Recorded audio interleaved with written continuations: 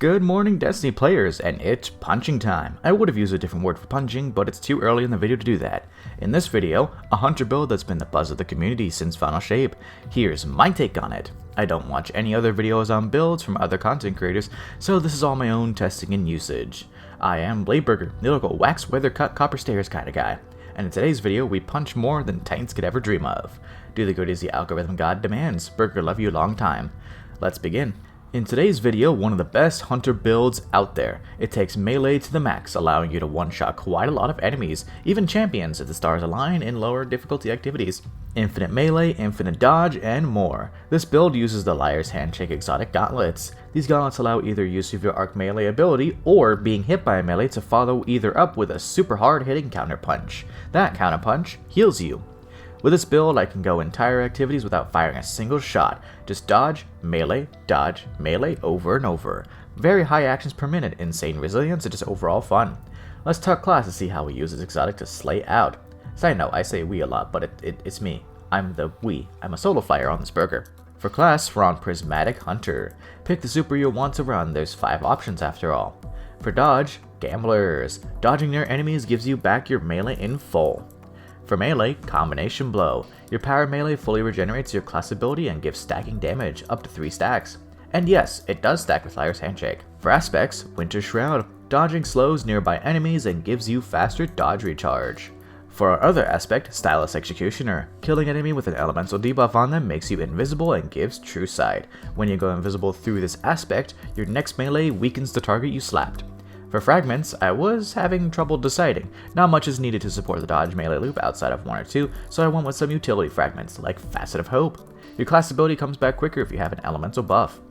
Facet of Dawn. Powered melee hits give you Radiant. Powered melee kills give you and nearby allies Radiant. Facet of Courage. Light abilities deal more damage to enemies with darkness debuffs. Makes our combination blow hit a lot harder. Facet of Awakening. Utility fragment. Rapid elemental damage makes a class collectible of the corresponding type.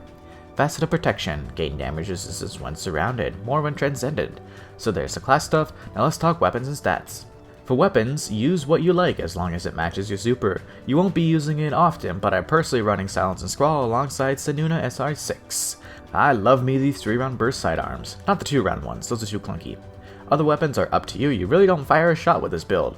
If you are firing a shot, it's either because the enemy is 5 feet away, or you sputtered out. It happens, man, we all go through it. Sometimes your fisting doesn't quite make it all the way.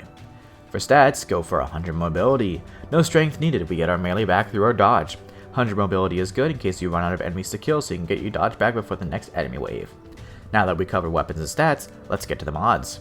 The mods for this build are mixed between class ability and melee. No kickstarts or surges, not really too hot on surges honestly. Let's get into it.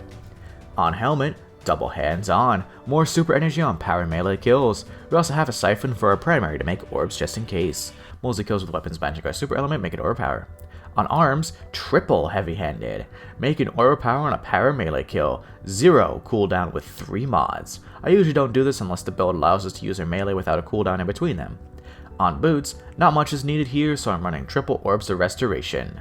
Orb pickups give energy to the least charged non-super ability, 15% with 3 mods. On class item, double powerful attraction. Dodging slurps up nearby orbs, increased range with 2 mods. Helpful to get energy back if needed and charge our super.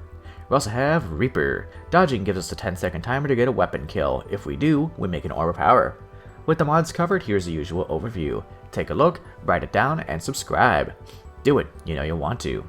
Let's talk how this build plays. When I saw this build come to light at first, I wasn't sure that it would be any fun. It's pretty repetitive, yes, but after playing it, it's actually really fun to just hit a few buttons and see champions' health go from 100 to 0 instantly. Like my Wishful Ignorance build a few weeks ago, the uptime on this build is insane. Probably the highest uptime of builds I've made. All you need to do is get a single melee kill with your combination blow and you're in business. A bit riskier in higher level activities, but the payoff is worth it. Insta-kills on just about everything lower than a boss, insane health regeneration, and orbs for days. If you're playing Solstice, use this build to make orbs of power for those bounties that require orbs. I got all 5 done within a single battleground with this build. Your allies won't be happy though, as you'll be stealing all the kills. It's really that lethal. Try it out for yourself today and let me know how it does. I do read all comments, even though I may not reply. Thank you all for watching. Bladeburger, out.